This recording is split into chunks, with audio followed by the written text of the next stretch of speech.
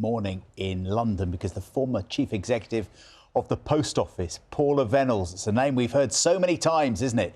She will finally begin giving evidence at the public inquiry into the Horizon IT scandal later this morning. It is the first time she will speak publicly about it for nearly a decade. Between 1999 and 2015, hundreds of sub-postmasters were wrongly prosecuted for stealing because of faulty software.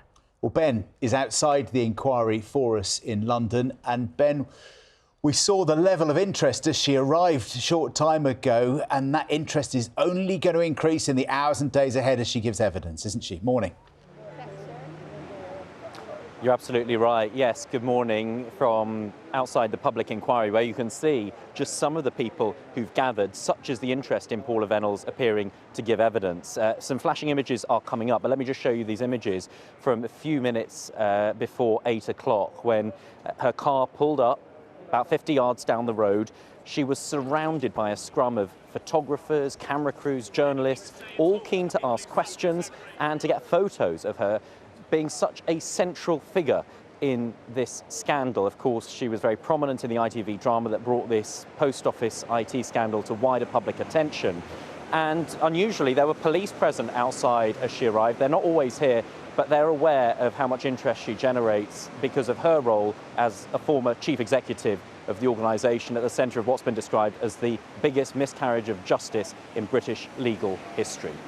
Well, with me outside the inquiry are two people who were victims of that scandal. We've got Janet Skinner and Lee Castleton.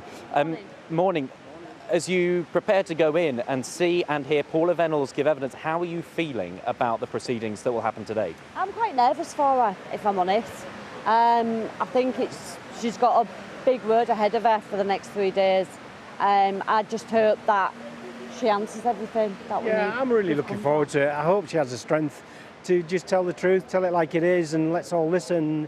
There's going to be a lot of paperwork in there that no one's seen before, and I'm looking forward to the inquiry team, Jason Beer leading an inquiry team, that are going to be able to ask her questions that nobody's ever been able to ask her before.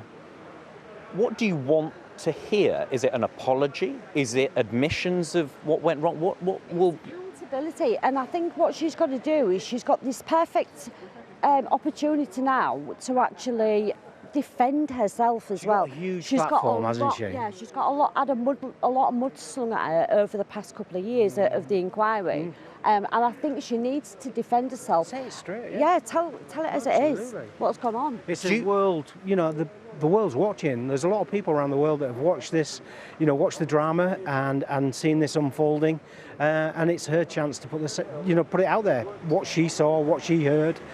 And the documents. If not, who gave her absolutely. the instructions? Because she hasn't made decisions on her own. No. This has been a board level, a government level. There's a lot of people involved in this, and I think what's happened as well is a lot of people have come to this inquiry with I don't recall and I don't remember, and they don't seem to remember the job description that they were supposed to be doing. Yeah, well, we've had people that have put statements in that have only been 30 pages. Paula Vennells' statement's 800 pages. That's not somebody. Yeah, that's not somebody who doesn't want to put it out there. That's not somebody who's not answering questions. Let's see what she can recall, and let's see what she can make of all of that, and it'll be interesting to see. Given how prominently she featured in the ITV drama, do you think there's a danger that she becomes a caricature villain and the fall guy for all of this when others might have been involved? Or do you put the blame squarely at her door as chief executive? No, you can only make decisions based on information you've got. She's not made these on her own, these decisions. And a lot of people have wormed through the inquiry with the I don't recalls and things.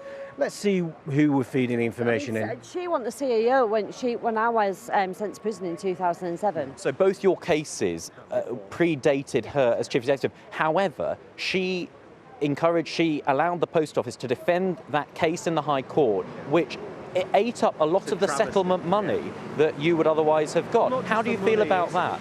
You know, it's the time. That's the problem. All of this takes time. Whatever the legal fight is, takes years and years and years, and people have died waiting for justice. That's the saddest part of this. Can anything undo the harm and the suffering that you and the losses that you and others have? No, but not anything. Nothing. I mean, certainly the thing not an apology. I mean, not an money. apology. That doesn't. It's It's like money. People think that money is going to be the end of all, is going to end it all for us. But unfortunately, the money and apologies don't come with an erase button. It's accountability we that have to live with starts the that journey, for the doesn't rest it? of our Yeah, lives. yeah. And if there are other people involved in those decisions that affected you and hundreds of others, Yep.